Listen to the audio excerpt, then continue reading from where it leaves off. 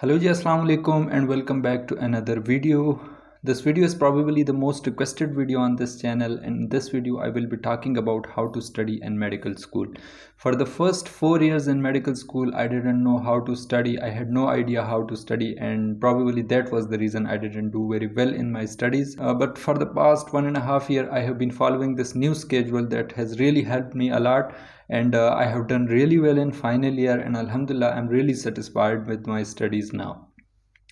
And I think this is my responsibility now to guide you guys also properly. Okay, so the first thing is never do study just for passing exam. Always try to do study for learning. हम सबका सबसे बड़ा मसला ये होता है कि जब भी हमारे एग्ज़ाम्स होते हैं हम कहते हैं बस आखिर में एग्ज़ाम के लिए पढ़ लेंगे, और जब एग्ज़ाम के लिए पढ़ते हैं आल्दो हम एग्ज़ाम तो पास कर लेते हैं, लेकिन जैसे ही एग्ज़ाम ख़त्म हो जाता है हमने जो भी पढ़ा होता है वो सब कुछ हम भूल जाते हैं। तो इसलिए जो है ना, आपने क्या करना है कि साल की शुरू से पढ़ना है। बेशक थोड़ा थोड़ा पढ़े, लेकिन साल की शुरू से पढ़ना है, और ये कभी नहीं सोचना कि मैं सिर्फ एग्ज़ाम पास करने के लिए पढ़ रहा हूँ।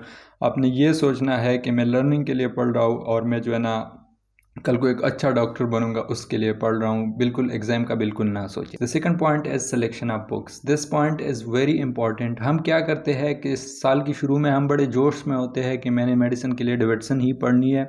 हम डेविडसन स्टार्ट कर लेते हैं, लेकिन जब आखिर में प्रेप्स आते हैं तो हमने पूरे साल में सिर्फ 3 चैप्टर्स किए होते हैं डेविडसन में।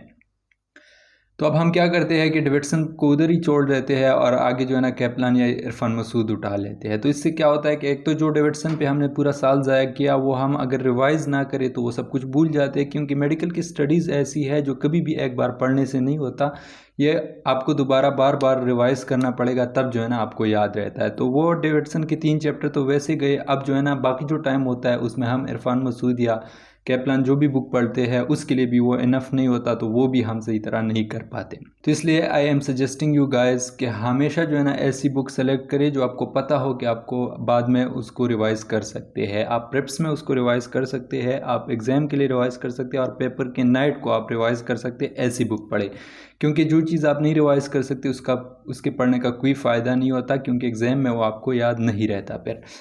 तो अब अगर आप में से ऐसा कोई है जो साल की शुरू से बहुत ज़्यादा पढ़ रहा है और जो कहता है कि हाँ मैं डेविडसन भी रिवाइज़ कर सकता हूँ, तो बेशक आप पढ़ें। मैं ये नहीं कह रहा आप ना पढ़े, लेकिन अगर आपको लगता है कि आखिर में फिर आप रिवाइज़ नहीं कर सकेंगे और आप बुक चेंज करेंगे, दूसरे बुक पे जो है ना शिफ्ट करेंगे, तो फिर आप बिल्कुल ये ना पढ़े। ये बिल्कुल अपना टाइम ज़ाया करना है। इसलिए आप ऐसी बुक सेलेक्ट करें जो आपको लगता है कि बाद में रिवाइज़ कर सकते हैं। अब हर एक सब्जेक्ट के लिए डिफरेंट बुक्स है। हर एक सब्जेक्ट के बारे में इधर मैं बात नहीं कर सकता, लेकिन अगर आपको किसी स्पेसिफिक सब्जेक्ट के बारे में पूछना है बुक रिकमेंडेशन के बारे में, तो आप नीचे कमेंट सेक्शन में पूछ सकते हैं। I will reply you guys over there. अच्छा, अब आपने बुक सेलेक्ट किया, इसके बाद आपने क्या करना है कि चैप्टर नंबर 1 से स्टार्ट करना है बुक रीडिंग। लेकिन बुक रीडिंग से पहले आपने एक और काम करना है, और वो ये है कि अच्छे से लेक्चर्स देखने हैं। लेक्चर्स कोई भी हो, लेकिन ये बात 2 बातें ज़रूर लेक्चर में होनी चाहिए कि पहली आपको समझ आ रही हो, और दूसरी बात यह है कि ज़्यादा टाइम कंज्यूमिंग ना हो। जितनी शॉर्ट लेक्चर्स होते हैं उतने अच्छे होते हैं। अच्छा, फिर lectures are very much important. जो लोग लेक्चर्स के बगैर पढ़ाई करते हैं वो गलत करते हैं। अगर लेक्चर्स ज़रूरी ना होते तो फिर जो है ना मेडिकल कॉलेजेस बनाने की ज़रूरत ही नहीं थी। बस सारे मेडिकल स्टूडेंट्स को लाइब्रेरी में बिठा देते, बुक्स दे देते, और वो डॉक्टर्स बन जाते। तो इसलिए लेक्चर्स जो है ना बहुत ज़्यादा इंपॉर्टेंट है।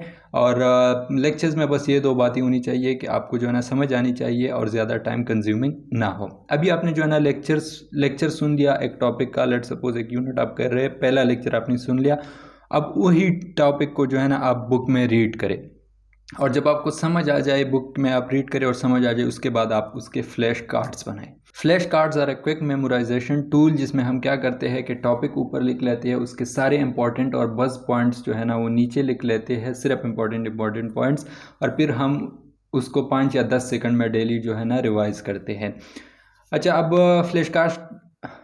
फ्लैश कार्ड्स बनाने का तरीका ये है कि एक तो आप आंकी यूज़ करके लैपटॉप में बना सकते हैं, लेकिन जो लोग पढ़ाई करते वक्त कंप्यूटर या लैपटॉप यूज़ नहीं करते वो जो है ना अपने नोटबुक में भी बना सकते हैं। सबसे पहले आप टॉपिक लिखिए ऊपर, और उसके नीचे जितने भी इंपॉर्टेंट पॉइंट्स है, कहानियाँ ना लिखिए, सिर्फ इंपॉर्टेंट बड़े बड़े पॉइंट्स जो है ना वो आप लिखे, और फिर उसको जो है ना बार बार रिवाइज़ करें।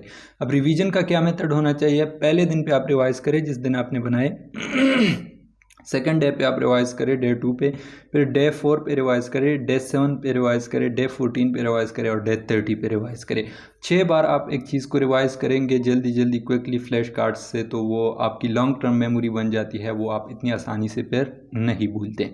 अच्छा, अब आपने फ्लैश कार्ड्स बना लिए, उसके बाद आपने ये करना है कि लेट्स सपोज़ आप एक चैप्टर पढ़ रहे हैं, आपको लगता है ये आप 10 दिन में ख़त्म कर सकते हैं, तो आप इस तरह करें, बेशक आप उसको 12 दिन में ख़त्म करें, लेकिन बिल्कुल भी जल्दी ना करें, रश ना करें और चीज़ों को बीच में ना छोड़ें। आप सारी चीज़ों को पढ़ें और समझ के पढ़ें, बेशक 12 दिन में पढ़ें लेकिन पूरी चीज़ों को समझ के पढ़ें। अब आपने 10 या 12 दिन में एक यूनिट ख़त्म कर लिया, लेट्स सपोज़ आप कार्डियोवैस्कुलर सिस्टम पैथोलॉजी में पढ़ रहे हैं, सीवीएस पैथोलॉजी आपने 10 दिन में या 12 दिन में कर ली। उसके बाद आपने क्या करना है कि 2 या 3 दिन में क्विक रिवीजन करना है। जो भी बुक में आपने पढ़ा है, जो भी टेक्स्ट बुक आप पढ़ रहे हैं, उसमें जितनी भी चीज़ें हैं वो आपने दोबारा पढ़ने हैं उसी बुक से चैप्टर को ख़त्म करते ही, और लेक्चर्स नहीं देखने, सिर्फ बुक से पढ़ने हैं 2 या 3 दिन में। और उसमें जितने भी टॉपिक्स हैं उनको आपस में को रिलेट करने हैं, किस तरह वो सेम है और किस तरह एक दूसरे से डिफ्रेंशिएट होते हैं। तो इसका ये फ़ायदा होता है कि ये एग्ज़ाम में फिर आप कंफ्यूज नहीं होते कि अगर 2 सिमिलर डिजीज़ है एक ही चैप्टर के, तो वो आप एक दूसरे से कंपेयर और कंट्रास्ट कर सकते हैं, डिफ्रेंशिएट कर सकते हैं। अच्छा, अब अगर आपने क्विक रिवीजन कर लिया 2 या 3 दिन में, so now here come the final part and that is do practice questions. Let's suppose आप कार्डियोवैस्कुलर पैथोलॉजी पढ़ रहे हैं, आपने जो है ना लेक्चर्स देख लिए, उसके बाद फिर पूरा बुक पढ़ लिया और क्विकली रिवाइज भी कर लिया। अब आप इस तरह करें कि कार्डियोवैस्कुलर सिस्टम के 60 to 80 MCQs या क्लिनिकल सिनेरियो, किसी भी क्वेश्चन अच्छे से क्वेश्चन बैंक के पढ़े आप। अब ये प्रैक्टिस क्वेश्चंस का क्या फ़ायदा है, इसके जो है ना बहुत सारे फ़ायदे हैं। सबसे पहले आपको ये पता चल जाएगा कि क्लिनिकली एक डिजीज़ का पेशेंट किस तरह प्रेजेंट करता है उस बीमारी में, ये सिनेरियो से पता चल जाता है। दूसरा ये हो जाएगा कि आपका जो पूरा चैप्टर है वो रिवाइज हो जाएगा। 60 to 80 क्वेश्चंस आप करेंगे तो पूरा चैप्टर आपका रिवाइज हो जाएगा, रिकॉल हो जाएगा। तीसरी बात यह है कि आपको पता चल जाएगा कि कौन से टॉपिक्स में आप वीक है, कौन से क्वेश्चंस आप ज़्यादा गलत कर रहे हैं। तो नेक्स्ट टाइम जब आप रिवाइज करेंगे फिर कभी प्रेप्स में, तो आपको जो है ना उन टॉपिक्स पे फोकस करना होगा, आपको ये पता चल जाएगा। चौथी बात यह है, आप जिस भी एग्ज़ाम के लिए तैयारी कर रहे हैं या जो भी फ्यूचर के आपके एग्ज़ाम्स आ रहे हैं, लेट्स सपोज आपका प्रॉप आ रहा है या पार्ट 1 आ रहा है, NLE आ रहा है या प्लेब देने का आप सोच रहे हैं, तो देयर इज़ पॉसिबिलिटी कि यहाँ जिस कंसेप्ट्स पे ये MCQs बने थे, ये सिनेरियोज बने थे, वही क्वेश्चंस उन टेस्ट्स में भी रिपीट हो, तो आप जो है ना अभी से फेमिलियर होते हैं उन चीज़ों के साथ। अच्छा, अब अगर आपने लेक्चर्स देख लिए, बुक में रीड किया, क्विक रिवीजन कर लिया, फ्लैश कार्ड्स बना लिए कार्डियोवैस्कुलर सिस्टम के, उसके बाद प्रैक्टिस क्वेश्चंस भी कर लिए, so congratulations, now you are the master of cardiovascular system, and as a master of cardiovascular system now you can spread positivity through your knowledge and through your wisdom. Thank you. अच्छा, अब हर चीज़ के लिए different resources होते हैं, different question banks होते हैं, हर एक subject के लिए डिफरेंट वीडियो लेक्चर्स होते हैं, but you can find all these things under one roof and but I will talk about that in the next video and probably I will upload that video today. अच्छा, ये तो general बात हो गई कि आपने जो है ना बुक से सिलेबस किस तरह कवर करना है और किस तरह बुक से पढ़ना है। इसके अलावा जनरली स्टडी के बारे में कुछ टिप्स है जो मैं आपके साथ शेयर करना चाहूँगा, जो बहुत ज़्यादा इंपॉर्टेंट है आई थिंक। सबसे पहली बात यह है कि आपने जो है ना अपनी नींद पूरी करके उसके बाद जो है ना पढ़ाई के लिए बैठना है। ऐसा नहीं करना है कि 3 घंटे आप सोए हो और मुंह उठा के जो है ना पढ़ाई के लिए बैठ गए, नहीं होगा आपसे, बिल्कुल भी नहीं होगा। इस तरह आप करें कि आराम से 6 से 8 घंटे सोए, जिस टाइम भी आप सोते हैं, दिन को सोते हैं या रात को सोते हैं, जिस टाइम भी उठते हैं आराम से उठे, उसके बाद जो है ना फ्रेश माइंड के साथ पढ़ाई के लिए बैठ जाए, पहली बात। दूसरी बात यह है, always remember a healthy body has a healthy mind. तो हमेशा जो है ना अपनी फिज़िकल हेल्थ का बहुत ज़्यादा ख्याल रखें, रेगुलर एक्सरसाइज करें और ये जो अनहेल्दी डाइट्स होते हैं उसको कोशिश करें कि अवॉइड करें और ख़ुद को जो है ना हेल्दी रखें। फिज़िकली आप फिट रहेंगे तो आपका माइंड जो है ना उतना ही तेज़ होगा। तीसरी बात यह है, अगर आप हफ्ते में 7 दिन पढ़ रहे हैं, so stop doing that, take a day off. हफ्ते में एक दिन जो है ना ज़रूर छुट्टी करें, जिस दिन आप बिल्कुल पढ़ाई से रिलेटेड कुछ नहीं कर रहे हो। आप बेशक सोए, ड्रामे देखे, मूवीज़ देखे, सीजन्स देखे, गेम्स खेले, कहीं वॉक पे चले जाए, लेकिन पढ़ाई से रिलेटेड कुछ ना करें। तो इससे क्या होता है कि जो स्टूडेंट्स प्रेप्स में बर्न आउट करते हैं पढ़ाई की वजह से, वो इसको प्रिवेंट करता है और आप जो है ना एक तो आप रिलैक्स हो जाते हैं और नेक्स्ट स्टेप पे जो है ना आपकी पढ़ाई का जो स्टेमिना होता है, जो एनर्जी होती है, वो डबल होती है ब्रेक लेने से। तो इसलिए हफ्ते में एक ब्रेक ज़रूर लिया करें।